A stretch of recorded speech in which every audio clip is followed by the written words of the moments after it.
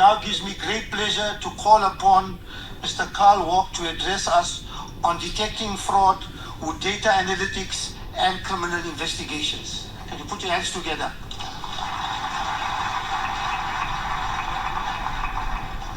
Thank you, General. Very kind introduction. It sounds like it was written by ChatGPT. It wasn't, but yeah, I think there was a time when I was the youngest in the room. I sort of feel like I'm the oldest in the room. So youngest in the room talking AI sort of at the turn of the century. And now very much I'm mostly the oldest person in the room still talking AI.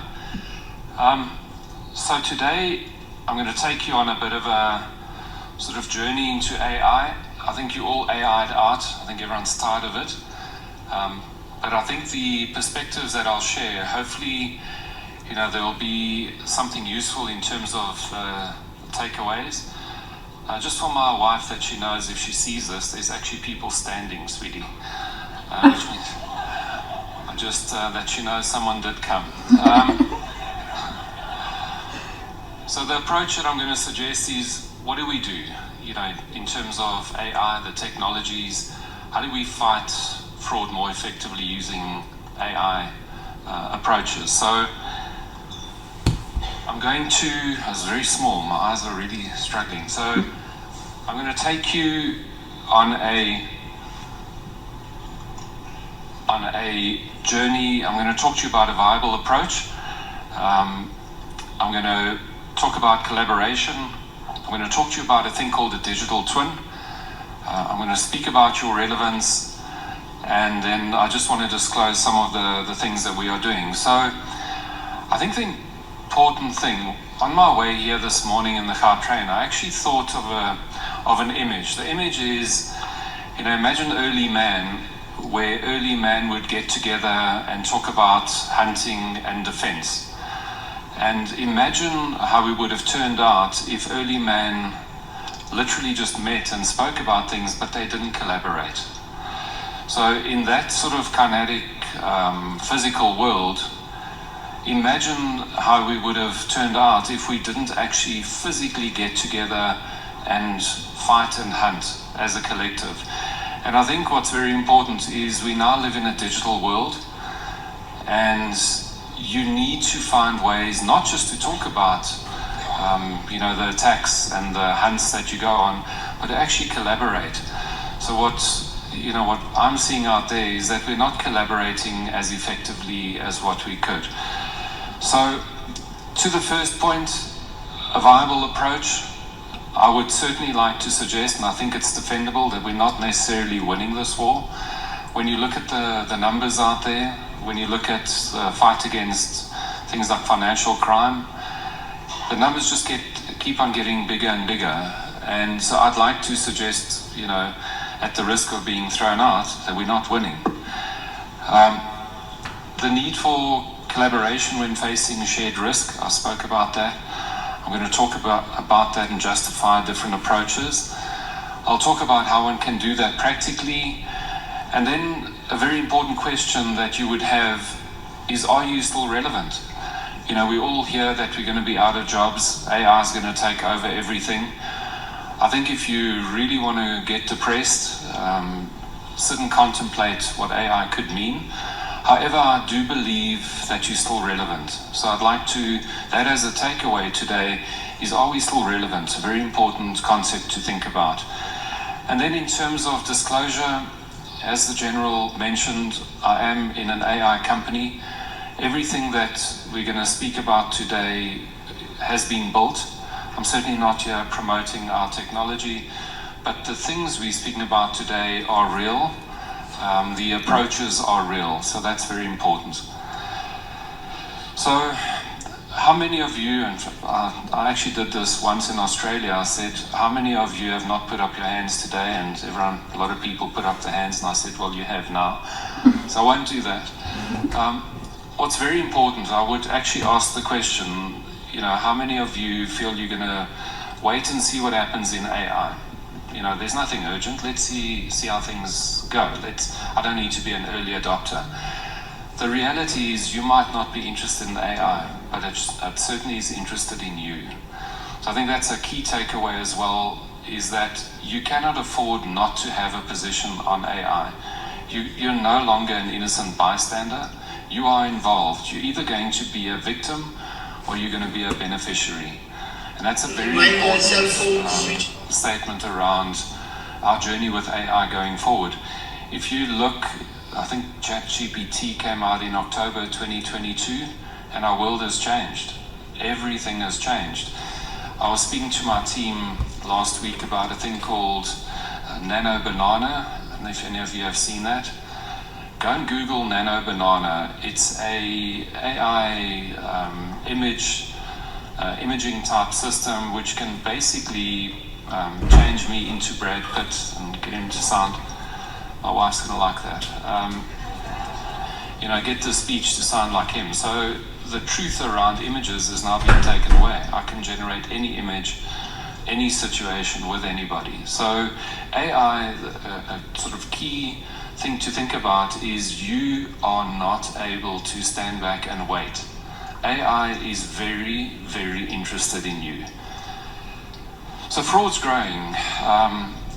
And what is causing fraud to grow? So digital transformation, vulnerabilities, as organizations race to transform. So this is very important. So ChatGPT launches in October 2022. Suddenly you're racing. You have to start deploying these technologies. If you don't, you're going to get behind.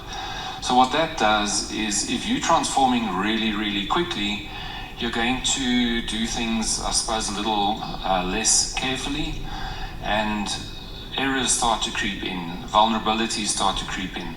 So most organizations today are actually deploying some form of AI technology, be it in automation, intelligent automation, be it in bots, sales bot, chat bot type things, knowledge repositories, etc. There's a form of AI being deployed.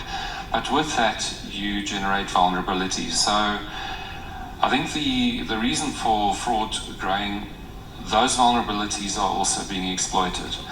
So fraudsters, you can be sure somewhere, I suppose it's not as formalized as this, but these guys are meeting and talking about ways to attack us.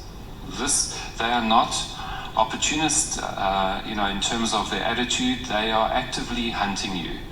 And the challenge is that they have access to the same technologies you have, and to an extent, technologies beyond what you have. A lot of AI is being regulated, and that's a whole discussion on its own. But imagine going into a fight where you are sort of held back by regulation, and I think it's important, but your adversary has no regulation. They will bring anything to the fight. So it's sort of like taking a knife to a gunfight. So you can be very, very, very sure that this kind of collective thinking is happening on the wrong side of the table.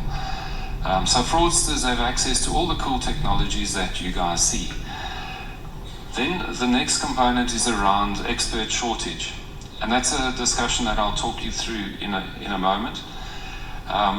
Expert shortage, when you're faced with risk, there's a reliance on domain expertise. So this is a very, very important thing to test, with yourself. When you're faced with uncertainty, be it financial, be it relationship, be it about careers, there's always value in going to a domain expert. We seek out domain expertise.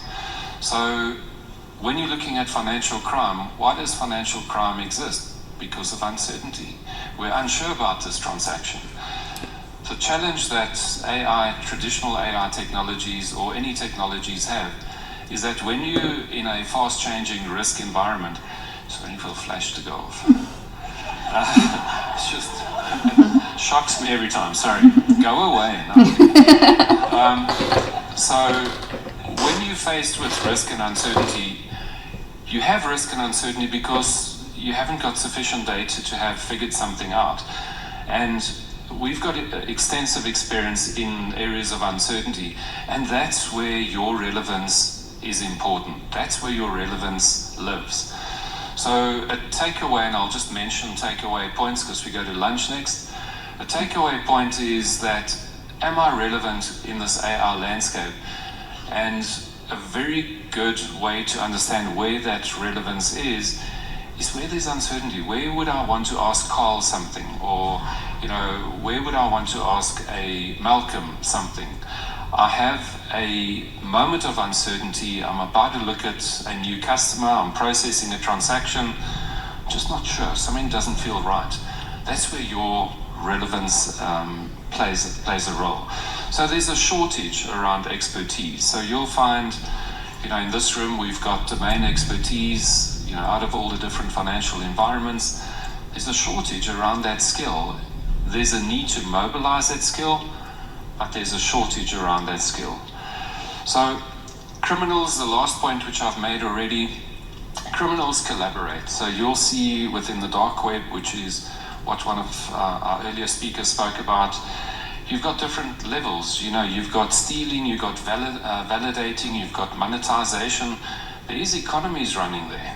You can go and buy packets of information that have been cleansed and verified.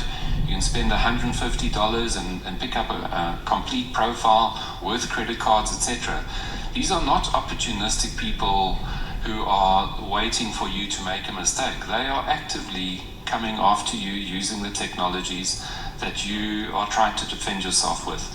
And again, the point is that they are using it without any kind of regulatory framework. So AI today, you've all heard about hallucinations. So hallucinations are when AI says something that just doesn't make sense. It's illogical. So AI today has got certain limitations, and these are very much in terms of outputs. Training data is a challenge, so this is a deeply philosophical point I'm about to make. AI learns from data, and we've run out of data to feed our AI. So what happens is AI starts to learn from its own generated data, and it starts to develop a thing called an echo chamber, and that means it starts to learn from its own broken data potentially, which will skew some of the outputs. And again, that's a sort of a deeply academic, technical discussion on its own. The point I'm making is the limitations around AI. When you look at hallucinations, training data, useful, important. What we've got to do is find out how can you collaborate and work with AI. Agentic AI, if you haven't started your AI journey or you haven't spent a lot of time looking in the AI space, I would strongly suggest that you go and look at or search a term called agentic AI. Agentic AI is essentially where you have a piece of AI that goes and fulfills a particular task. So if you were to KYC a customer, you can develop a piece of code, put it into an agentic framework, and it will go and do the different lookups, make key decisions, evolve its learning, self-heal, etc. So agentic AI is a sort of the next, certainly in my opinion, the next wave in AI. Go and immerse yourself in agentic and understand what it's about. And then the final point, which I'm very passionate about, it's the foundation of our entire business. It's pretty much all my useful work that I've ever done on this planet is around this, and it's about human in the loop. I certainly believe that people are critical and will stay critical in technology, high automation, AI environments. And the reason I say that is if we release ourselves, to the powers of AI, we are not able to do things like empathy, fairness of trade, spotting things, emerging risk, emerging syndicate type risk, that is not apparent in data, things that we still play a role in. If we don't approach AI by keeping human in the loop, you'll end up with a very sterilized, sterile type environment where you've got machines talking, and you will not have the ability to, actively and efficiently manage risk without keeping people involved. The last point, and it's not relevant to today really, but if you look at the future landscape, where organizations are going to compete, they're going to compete in things like fairness of trade. Fairness of trade is not the domain of an AI engine. It's us. It's how we deal with each other. And when you look at risk, the way that you as a risk practitioner, a fraud examiner approaches risk, you have nuanced understanding, you've got instinct that actually allows you to understand risk beyond necessarily just the technology approaches. So I think the very key takeaway, for me is please take it from me. I see a lot of the world, a lot of industries in that. You are very, very, very relevant, more so when controlling this AI beast.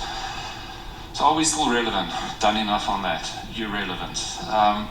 Risk and uncertainty, AI learns from data. So when you look at risk, AI being a technique that you can deploy to mitigate risk, AI learns from data, but risk exists. And again, this is quite a philosophical point.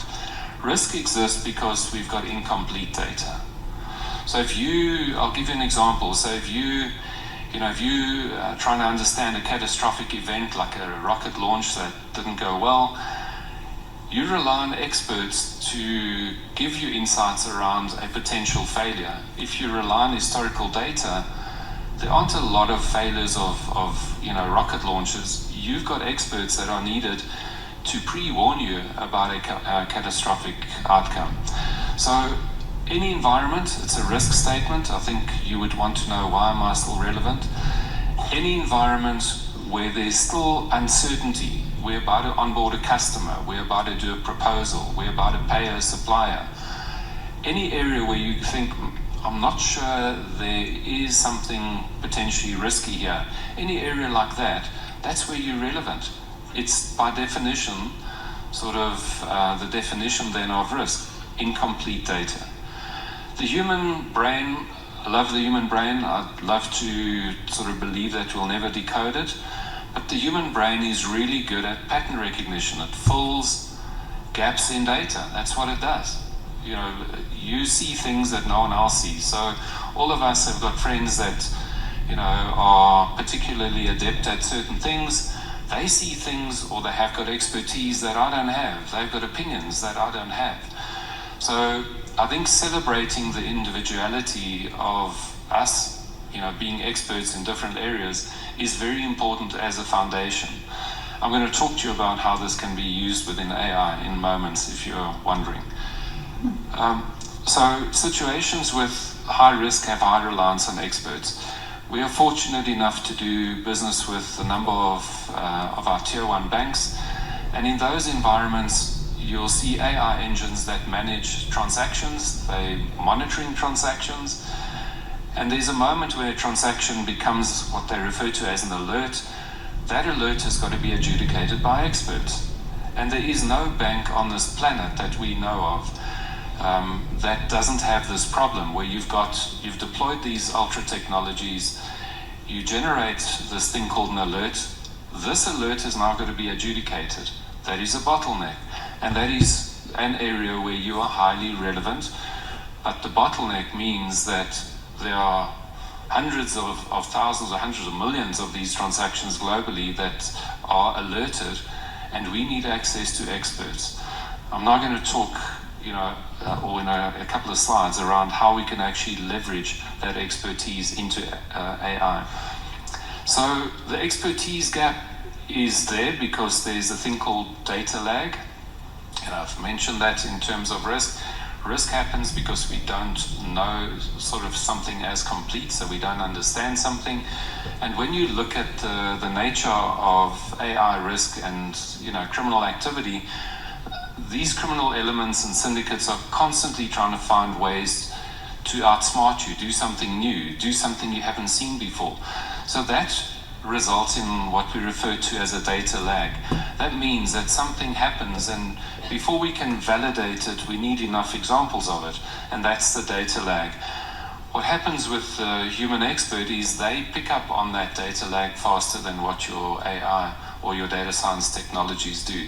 So each of you, and test yourselves, in your organizations, you've got people that are just instinctively good. They've got good gut feel. They've got an instinct about seeing something. They can spot a snake, before anyone else does. That is an example of data lag happening, and then also the ability for the human brain to generate pattern recognition. And then intuition, gut feel. You know, it saddens me when we don't acknowledge intuition. You know, we live in a data age where if you don't see it in data, then it can't be true. I think our religion, you know, we believe in, you know, faith, and we believe in a higher power. We also need to take some of that faith and actually say, well, if that person is right, let's allow them to be right. They've been right before. It doesn't necessarily have to be evidenced in data. So, you know, the idea that we are paralyzed because you can't prove something in data is a very, very dangerous position to take. So we have a lack of experts. So what can we do about that? So in terms of the experts are about developing intuitive pattern recognition. So your experts are intelligence agents, so they're human-based AI agents of sorts. They apply contextual intelligence and they leverage cross-domain knowledge. So what that means is your expert, over the course of working within a particular field, they're able to develop an understanding, an instinct about something. So the banking example, they'll develop an instinct that this transaction might be a money laundering transaction, it might be sort of a mule event taking place. They apply contextual intelligence, so they bring information from different areas, and then they leverage additional information from other sources. So what do we do about it? And I think this is the key. So up until now, I've said to you, AI is coming for you. You need to be involved in AI. You have a high reliance on human expertise to fight the risks that are coming along with AI that the fraudsters are using. So the technology that exists now is a technology called a digital twin technology. Digital twins have been around since the 70s. This kind of digital twin has been around for the last 10 odd years. And what we are suggesting, or what I'm suggesting as an approach, as a more effective approach to fight fraud, is to use an AI technology, a digital twin technology, to clone your human experts. So that's sort of, when I used to speak about cloning and that used to be Dolly the sheep and things like that, and people run for the door. But I think the acceptable term now, if we can use AI to clone our human experts, could we end up in a better outcome, or with a better outcome? So amongst the audience, we've got, you know, key expertise. Imagine using an AI technology to capture that expertise and to make that expertise available anywhere, anytime. That's what's possible. So a very important moment in the presentation is around, am I relevant? Can that be useful? So are you relevant? I hope I've made the argument that you are massively, massively relevant. Can it be useful is what we're talking about now. So yes, it's useful because you can, if you want to play a role in a digital world, we can use an AI technology to clone your expertise. That's an asset that you will own, but it makes you relevant anywhere, anytime. So a digital twin is what we're speaking about today, is a proxy of you. Imagine having a digital version of you going out and resolving alerts within a banking environment. Or imagine a proxy of you going out and being involved in 1,000 payments to suppliers, you know, today, working for you. So a key message for me to you today is an approach that sees you collaborating with AI versus waiting to be a victim of AI. So the way that you would deploy a digital twin practically, I think that's important. You would identify critical decisions at process level. So let's talk procurement. So during the procurement process, you've got to agree the final disbursement, so the payment, and imagine an ability to have 5 of our top forensic auditors watching that transaction, validating that transaction, and at the point of payment, a digital version of you, a digital worker, makes that final, makes that final submission. So what happens practically is digital twins, you would identify expertise within your organization, any areas where you have risk, where there's potential negative outcomes. AI techniques now exist where AI, instead of learning from data, you sit in front of the AI. Imagine that. So you will teach the AI to be like you. I'm still relevant. Get the AI to actually interview you to a point where there's a digital version of you that can now play a role within the digital landscape. The problem with the digital landscape and the problem with relevance is that because you can only work 8, 9, 10 hours a day, the problem is that you can't keep up. You can maybe look at a handful of transactions or processes a day, but imagine if we use AI to remove the limitation around access to your attention. Imagine if you have the ability to read 1,000 banking alert transactions per second. The problem is limitation or the access to your decisioning. AI technology has the ability to remove that limitation. And again, to reinforce the point, if you don't get involved as a digital worker, you lose relevance. And that's a point where you would want to start worrying about your future and whether you have a job going forward. So the digital twin, just introducing you to the concepts of the digital twin, learns from you, not data. You have a conversation. The digital twin will learn to think exactly the way you do. So digital twin is deployed anywhere, anytime. What I really like about that approach is that, very often it's you versus the world. So there's a picture of one guy, and he's the good guy, hopefully, playing against a whole lot of bad guys. It's actually, you shouldn't have to face the risk alone. You actually should be able to draw on expertise from other digital twins. If you are digital, there's no reason why you can't form part of a bigger team to actually fight against common threat. So the power of collective intelligence, and I think this is sort of a message that I've been speaking about for many, many, many years. And the next two slides talk to this. So collective intelligence, if you break down intelligence sort of into simple components.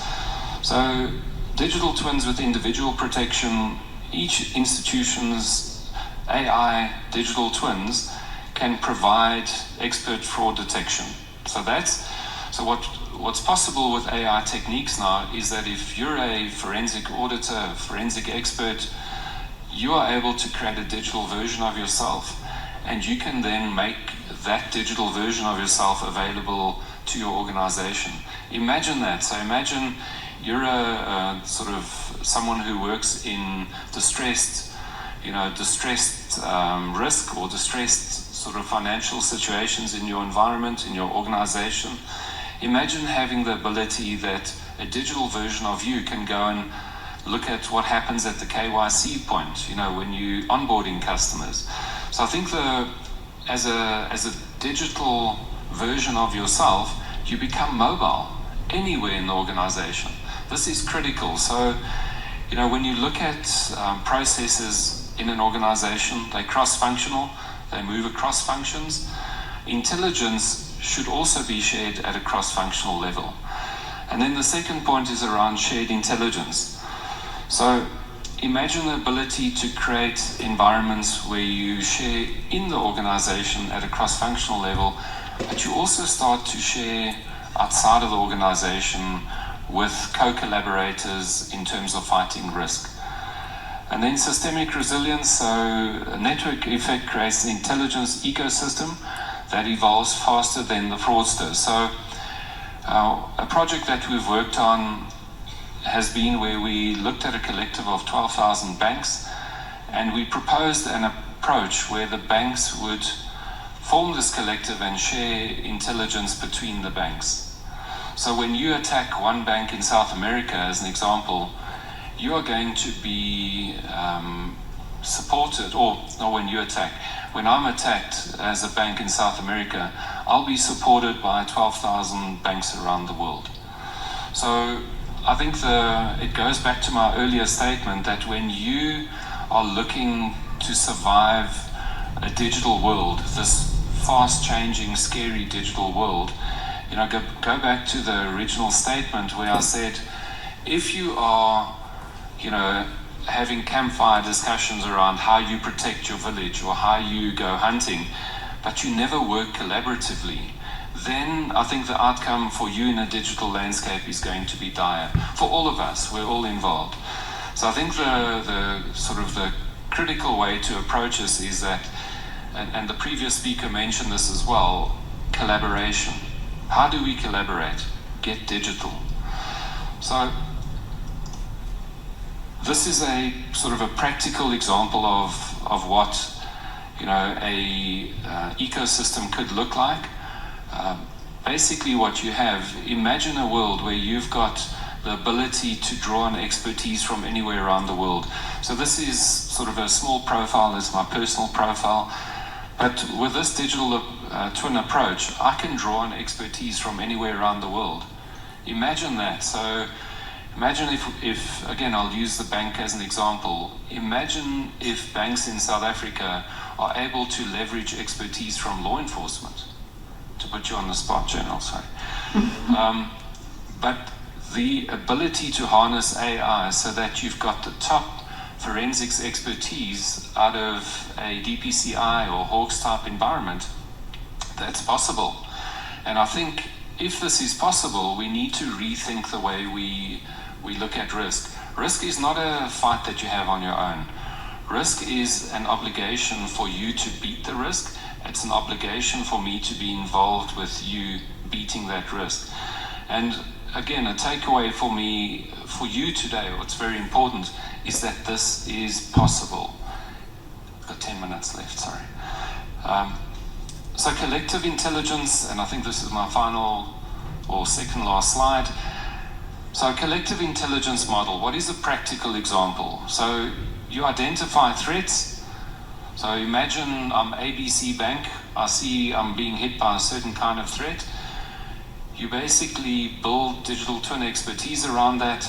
You pull the expertise through a trusted partner like an ACFE. You then distribute the intelligence as is needed. So the example where a bank in South America or a bank somewhere in Asia is being hit, and to the defense comes 12,000 banks or 50,000 banks plus law enforcement. And all of this has to happen instantaneously. And in a digital world, it's possible. And then continuous learning. How do you share learning? These events are wonderful, wonderful events. I just wish they were able to, happen more regularly and that the sharing could actually happen as a real-time activity. So the last slide, benefits of shared intelligence. Threat detection is faster identification of new fraud patterns. So that speaks to the data lag challenge that we've got where, it's difficult to keep pace. I would imagine if we were to share war stories, the things that you would say, well, you can't believe what happened now. You can't believe how how the guys are starting to attack us now. What if a threat that happened, in Europe somewhere was actually modeled and able to help you defend that threat coming to Africa today? So resource efficiencies, I think very important to leverage the skills that you've got in your organization, the skills that you've got within industry players where you operate, and then the skills that you have from law enforcement as an example. Imagine the ability to leverage decision expertise from any source to fight the bad guys.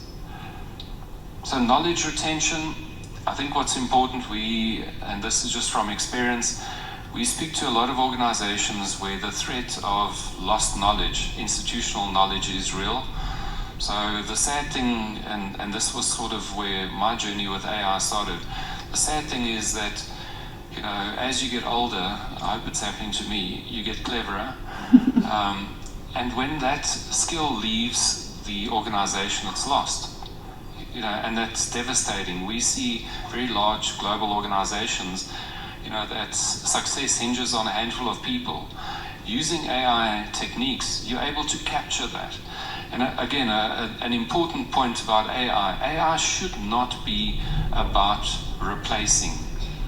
It should be about enhancing and scaling as well. So in the mundane space where I might not need an Uber driver, replace the Uber driver, that's different to actually saying, I'm a threat detection specialist, I'm a cyber specialist, I'm a cyber crime expert.